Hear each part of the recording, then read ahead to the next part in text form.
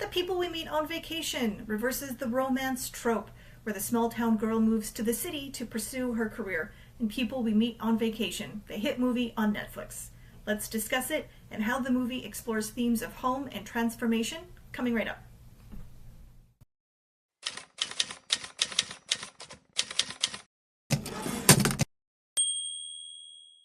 So The People We Meet on Vacation is based on the best-selling novel by Emily Henry, which stars Emily Bader as Poppy with her love interest and co-star Tom Blythe as Alex.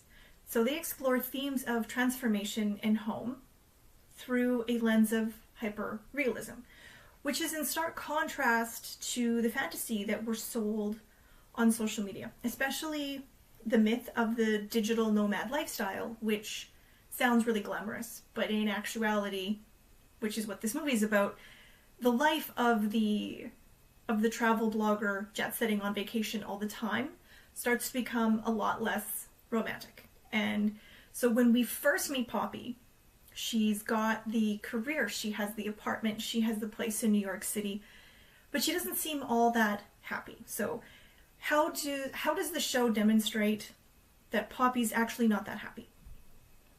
So we see she comes home to her apartment and she's on the phone with her mom. And the first thing her mom asks is about her plants. And the plants are dying. She can't keep her home nice. She's never there. Her mail's piled up. She's missed an important wedding invitation because she wasn't home to get her mail. And she asks her mom, what can I cook in the fridge? And she opens up her fridge and she has a shriveled lime, hot sauce, and some mustard. And she repeats this exact thing comes up later. She comes home to the same apartment and nothing has changed, but she has changed, and this lifestyle is just not what she wants. And you can see this evolution of Poppy, where she was really happy when she first started out as a travel blogger, and it was exciting and she loved it, and she had a boyfriend who reflected that, and he was like, this is who we are. We don't want a permanent address. We don't want that kind of burden. And now this movie is exploring the idea that maybe that's not a burden. So it's home versus this permanent vacation lifestyle that we look up to, that we've glamorized. And so it's a social commentary on how, what is the point of permanent vacation when you have nothing to take a vacation from?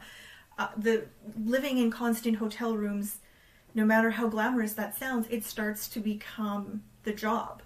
And then how do you take a vacation from your job when your job is permanent vacation and permanent travel, which is exciting and fun, but it's also stressful. So there's this hyper-realism approach throughout the movie of dispelling myths of things that are supposed to seem really awesome, but then the real life version of that is not as great. But Alex, who, in contrast to Poppy, Alex seems to be loving it. Alex is going through his own transformation, and he starts out as really stiff and rigid. And what do we see? Well, he loves the vacation. So vacation is working for him, and that's what their whole relationship is founded on, is that vacation Alex is a different person. He gets to escape. It's this escapism from reality. He goes places, he tries new things. He needs that push to try things, and then he gets to be fun and explore things instead of feeling like his old self. So it's fun for him, but the permanent vacation is becoming not so fun for Poppy. So I think they do a great job of exploring and really digging into the reality behind the lifestyle of internet people who try to sell us on this lifestyle, that everything is so great and we only see the social media posts and we only read the blogs. But this is like peeling back the curtain and looking into their real life of what is it really like, and is it really as glamorous as it looks. And when I say hyperrealism, instead of the fantasy, so this movie does not glamorize either one. either the city life or the small town life. So in this lens of hyperrealism, they're also peeling back the lens on the glamour of the small town life, which is the trope in most romance movies. So for the genre, People We Meet on Vacation takes this reverse trend where Poppy really openly discusses, as you go back in time, what her life was like growing up in a small town and how she felt like an outsider. She moved there and she just never felt like she fit in, and that made her want to permanently travel. That's what drives her to do the things she does. And when she meets Alex on vacation, she's a much different person. Sorry, she meets him to go home, and she's a different person because she's so excited about it and she's so much happier. The Poppy at present is not that happy, but the Poppy in the past who was just starting this journey, she was really excited about what she was doing, and she couldn't wait to get away from her small town. So it's this hyper-realistic focus on the fantasy that we're sold not only on social media, but on romance novels of romanticizing the small town. That in reality they get dull, and they can be a tough nut to crack if you're trying to fit in. But everything just works out for Alex because he loves it. You know, he's steady, he's happy, he likes the small town, and he has no desire to ever leave it. But through love, he does actually start to find this whole other part of himself, and really his problem is that he doesn't think Poppy's ready for the kind of life that he's ready.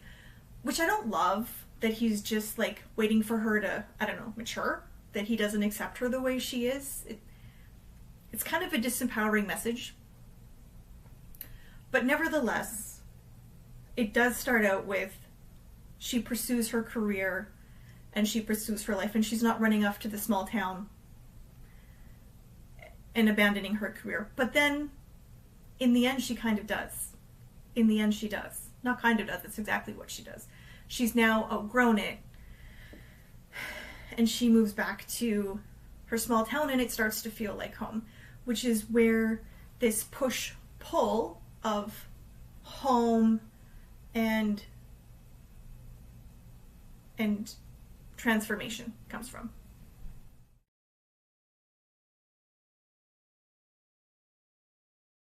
Right. So when we meet Poppy, she's the eternal wanderluster who lives this life on permanent vacation, and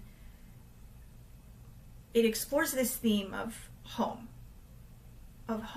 versus adventure and new things and growth.